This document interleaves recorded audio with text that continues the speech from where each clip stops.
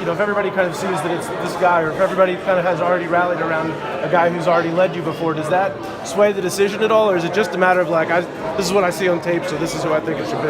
I think that chemistry in the locker room is critical. The best teams are led from within, but at the same time, I think game recognizes game, and obviously guys are going to respect, and obviously they respect the coaches too. If the best guy, is not on the field, then obviously that can hurt your locker room. So, we're going to do the best we can to make sure that everybody gets a fair opportunity, and then the best guy, it's not going to be favoritism, it's not going to be the most talented, it's going to be the best overall guy that can get the job done and win at the highest level for us. What did you see in terms of the progression from day one of spring to today with Trevor as you kind of evaluated how he ran the offense?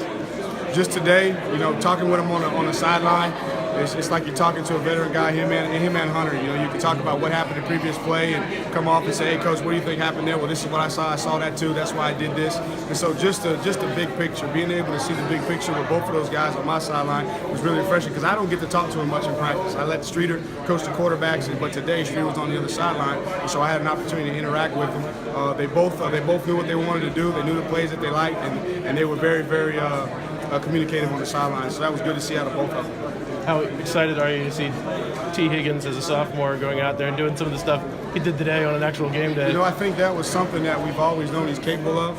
But when you're talking about young guys, they all mature at a different rate, and we're trying to accelerate that process. And today, I think he took a really, really big step, and I think he sees the light at the end of the tunnel. He sees that he's got an opportunity to win that job, and he wanted to prove in front of everybody that he's legitimately the guy at 9-man. And again, we'll put the whole spring together.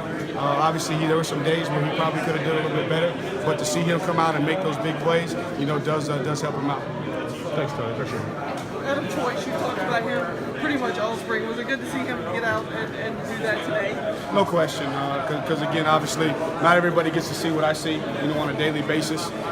But really challenged him to get better in some areas, and I saw that improvement. And the biggest thing here is keeping his confidence up, because I know what he's capable of. He knows what he's capable of. He just needs an opportunity and has to have his confidence in the right place so he can go maximize that opportunity. And that's what I think he's done this spring. A lot of people, when they think about Trevor Lawrence, they think about the big arm and everything. But it looked like today he was taking some of those checkdowns when the bigger passes weren't there. What does that say about his maturity as a quarterback? 15 practices into his college career. Well, he's coming in with a great foundation as well. So shout out to his high school coaches for preparing him well. But it just shows that he sees the big picture, that he's in command of the offense, and that obviously he has that confidence to rip it in the tight windows. But also he understands that managing the game is just as important. So he's going to take his chances when they're there, but then he's also going to make sure that he moves the offense efficiently down the field. And again, that's when we're at our best, when we can have the explosive play, but then also take advantage of what the defense gives us.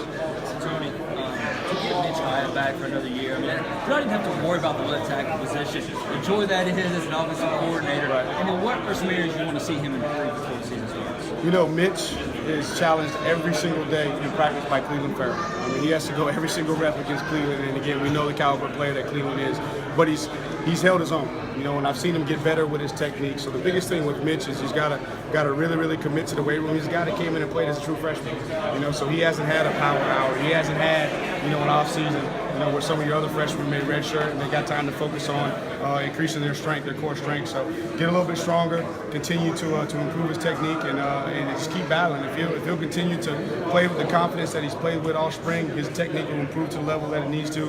He'll be able to get his strength where it needs to be going into the season, and hopefully have a great season and get the respect he deserves. Has he gotten? He's gotten better of a season. I know a lot of people